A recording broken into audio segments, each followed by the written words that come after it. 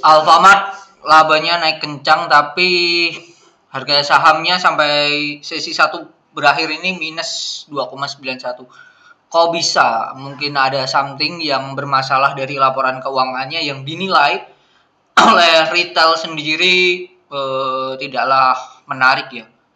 Nanti kita bahas di video kali ini tentang analisa fundamental Alfamart atau kode sahamnya AMRT. Check this out.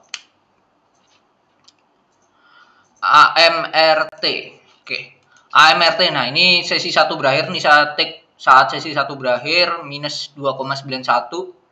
Dia AMRT baru rilis laporan keuangannya kemarin jam 16.25 saat market udah tutup ya. Alfamart atau PT Sumber Alvaria Trijaya kuartal ketiga dia sudah rilis laporan keuangan di mana labanya sebelumnya itu capai dalam jutaan 1,1 T jadi 1,7. Jadi ibaratnya kalau kita hitung persentase kenaikannya itu capai 1107 147 bagi 1107 147 kali 100. Kenaikannya capai 58%. Luar biasa, kenaikannya kencang banget. Net profitnya di kuartal ketiga 2022 ini. Tapi malah harga sahamnya turun. Nah, kok bisa? Kita cek dulu ya. Apakah ada yang bermasalah dari laporan keuangannya atau memang hanya respon pasarnya saja melihat keseluruhan IHSG-nya juga tidak bersahabat di sesi 1 ini karena dampak ditekannya Goto ya. Goto bahkan sampai ARB. Alfamart sendiri ya, kita historical dulu. Alfamart sendiri atau PT Sumber Alvaria Trijaya ini didirikan pada tahun 23 Juli 1999. Ruang lingkup kegiatan usaha adalah perdagangan eceran untuk produk konsumen. That's it, simple. Retail lah ya. Dimulai bergerak dalam bidang perdagangan terutama rokok awalnya.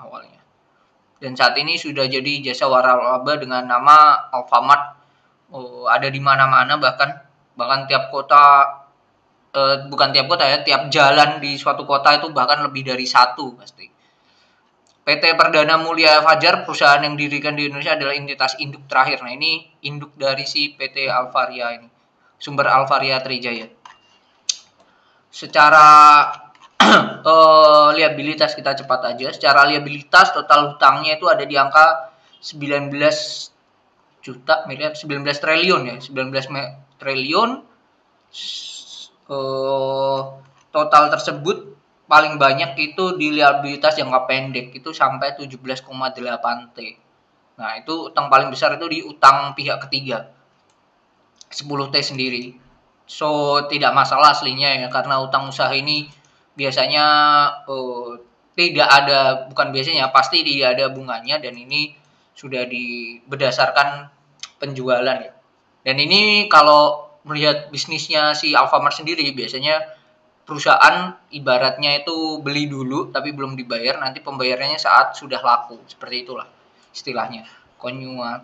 Nah itu terus perusahaan utang jangka pendeknya yang berbunga ini yang jadi PR-nya ada total 1 triliun ini, terus ditambah ini 382, jadi let's say sekitar 1,3 lah utang 1,3 T utang yang berbunga dalam jangka pendek itu yang jadi concern ya. Kalau ditambah yang jangka panjang itu hanya 300, berarti 1,6, let's say di bawah 2 triliun. Sedangkan kasnya sendiri itu 2 triliun. Nah, ini perusahaan yang sehat dari segi ini udah tidak usah panjang lagi lah ya ibaratnya. Ini udah jelas perusahaannya sehat banget. Semua hutang berbunga terutama yang sudah bisa ketutup oleh kasnya sendiri. Nah, ini persediaannya 10 triliun. Tadi kan utang usaha kan ada 10 triliun sendiri. Nah, itu salah satunya ya dari lewat persediaan itu, dalam bentuk persediaan. Oke, so far so good, menarik. Aset tidak lancar, mereka ada investasi dengan totalnya 800 miliar ya. Ini naik dari sebelumnya akhir tahun tuh di 350. Kita cek terlebih dahulu ya persediaannya ya, persediaan doang aja lah. Kita cek persediaannya untuk si Alfamart ini. Alfamart ini persediaannya ada makanan, bukan makanan decit, hanya itu makanannya itu 5,4 T dan bukan makanan itu 4,6 T. Udah sesimpel ini ya perusahaannya, laporan keuangannya. Nah, ini kita lanjut ke yang ditunggu ya mungkin ya, laporan laba ruginya. Dari segi tadi ya, aset dan liabilitas perusahaan ini sangatlah sehat ya. Kalau tadi net profitnya dia naik 58%, nah ini salesnya atau revenue-nya mereka juga naik ya pendapatannya. Sebelumnya 63 T, sekarang 72 T. Kalau kita hitung 72139 dikurangi 63174 dibagi 63174 kali 100. Kenaikannya hanya 14%. Kenaikan dari salesnya sendiri atau revenue-nya. Tapi kok bisa perusahaan ini net profitnya naik berkali-kali lipat. Nah, ini kita cek dulu apa yang membuat perusahaan ini naik kencang. Kalau sekilas COGS-nya sama dengan sebelumnya ya naik, relevan dengan pendapatan yang naik, terus beban penjualan distribusi ini juga naik, beban umum ini juga naik, pendapatan lain-lain ini turun, bahkan beban lainnya ini naik. Terus apalagi sudah tidak ada lagi. Oke, tidak ada yang signifikan ya. Mungkin ini selisih kurs ya, ini hanya 9 miliar ya. 9 miliar doang, tidak terlalu signifikan ya. Dimana sebelumnya itu sangatlah krusial ya, naiknya luar biasa. Terus sama mungkin itu doang ya. Selain itu semuanya kenaikan. Sama ini biaya keuangan, sebelumnya 171 miliar, sekarang 135 miliar. Tapi pendapatannya turun, pendapatan keuangannya. Dari beban, total bebannya sendiri ini kalau kita total ya, sebelumnya tahun lalu itu di angka hampir 12 T, sedangkan ini sudah 12 lebih ya. 12 lebih. Secara beban sudah naik ya, cuman ininya ya yang krusial ini selisih amortisasi penghasilan, sebelumnya minus ya, minus 128 miliar, sekarang sudah nggak ada sama sekali. Bagian atas laba rugi entitas asosiasi sebelumnya minus 14 miliar, sekarang positif. Kerugian yang timbul dari kegiatan pengendalian entitas anak juga sebelumnya minus, sekarang positif, sekarang nol, tidak ada. Nah, ini hanya ini ya yang bisa dikatakan memberikan dampak yang sangat signifikan. Itu sih. Oke, kalau kita cek dari pendapatannya ya, pendapatan netnya dari si Alfamart sendiri hanya dibedakan jadi 3 ya. Makanan, bukan makanan, jasa. Jasanya tahun ini tidak ada sama sekali. Makanan naik, bukan makanan juga naik ya. Tapi kenaikan paling signifikan itu di makanan itu sendiri. Nah, gimana cara untuk mendapatkan keuntungan yang lebih besar dari perusahaan ini? Karena ini perusahaan retail, dia tidak punya produk sendiri, dia tidak bisa mengatur marginnya, karena ibaratnya dia hanya jasa aja sih. Misal ada beberapa cara ya. Yang satu, dia dapat dari franchise, pembukaan outlet pastikan dia membuka tenan baru yang mau franchise Alfamart. Satu itu keuntungannya dari situ, dan kedua dari mereka menjualkan produk-produknya itu tadi. Nah, dari keduanya ini pastikan ada hubungannya dengan buka cabang Alfamart di mana. Nah, itu yang membuat Alfamart ini semakin powerful di Indonesia terutama.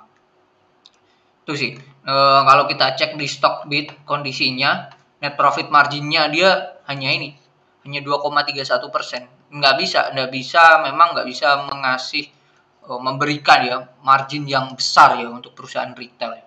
Teman-teman bisa cek kompetitornya The Net atau Indomaret, dan juga mungkin yang sama ya, retail itu S Hardware juga sama ya. Dia tidak bisa memberikan margin yang besar ya, net profit marginnya. Itu sih itu salah satu resiko ya menurut saya, resiko dari bisnis retail itu sendiri. Oke, ya, perusahaan ini sehat, perusahaan ini tetap bakal ekspansi terutama di luar Jawa ya. Terutama di luar Jawa. So menarik aja sih, oke-oke aja. Dan kondisi sekarang ya, Alfamart PI-nya di angka 51, PBV-nya di angka 13. Sangatlah mahal kondisi saat ini. Harganya juga sudah 3.000. Dalam 1 tahun sudah naik 146,9% harganya. Jadi sudah waktunya untuk turun pun ya make sense sih. Make sense kalau perusahaan ini nantinya akan turun koreksi. Nah, perusahaan ini saya mau cek apakah sering bagi dividen ya. Dividennya sendiri sering ya tiap tahun. Tiap tahun sering bagi dividen dan makin naik. Tahun ini ya, pembagian tahun ini 6 Juni itu 18,78. 1678 tuh dengan laba ini tadi labanya 101 T, 1,9 T. Dengan kondisi sekarang labanya sampai kuartal ketiga itu sudah capai di angka berapa nih? Wait bentar. Di angka tadi labanya di angka 1,7 T dan sisa 1 kuartal, sisa 3 bulan. Harusnya untuk capai 800 miliar tuh bisa sih untuk perusahaan ini. Harusnya sangatlah bisa untuk perusahaan ini. Cuman yang kemarin 1,7 cuman sisa butuh 300 lah untuk melampaui 300 miliar untuk melampaui laba tahun lalu sih secara tahunan. Laba tahun lalunya ini di kuartal keempat ini sangatlah signifikan ya, 844 miliar ya. Kalau kita lihat tahun ini harusnya bisa sih capai itu dan melampaui labanya.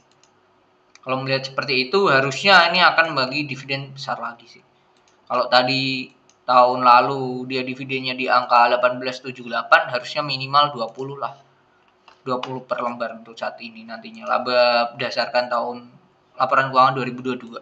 Kalau 20 dibagi harga sekarang 3.000 kali 100 itu masih 0,67% dividen yield-nya. Make sense, biasanya juga 0,6. Jadi jangan berharap perusahaan ini akan membagikan dividen yang besar. Kecuali harga sahamnya ini akan anjlok turun di angka let's say 2.000 mungkin kalau kita bagi 20 bagi 2.000 kali 100. Nah, ini pun juga hanya 1%. Lebih oke lah, lebih besar lah. Itu sih. Jadi perusahaan ini bisa dikatakan sangatlah bagus, punya core bisnis yang oke, bisa bersaing juga dengan Indomaret dan akan tetap oke nantinya. Cuman nanti kondisinya adalah kalau sudah berada di titik peak di mana semua di Indonesia dia sudah menjadi perusahaan waralaba yang banyak sudah tersebar di tiap-tiap daerah, itu yang jadi PR ya. Mereka akan expand seperti apa? Nah, itu yang akan ditunggu nantinya. Ditunggu, dan untuk saat ini kondisinya Alfamart atau kode saham AMRT sangatlah mahal sih. Tapi dari segi kesehatan bisnis, kesehatan perusahaan, dari segi bisnis perusahaan ini oke-oke aja sih. Oke, mungkin itu pembahasan dari Alfamart.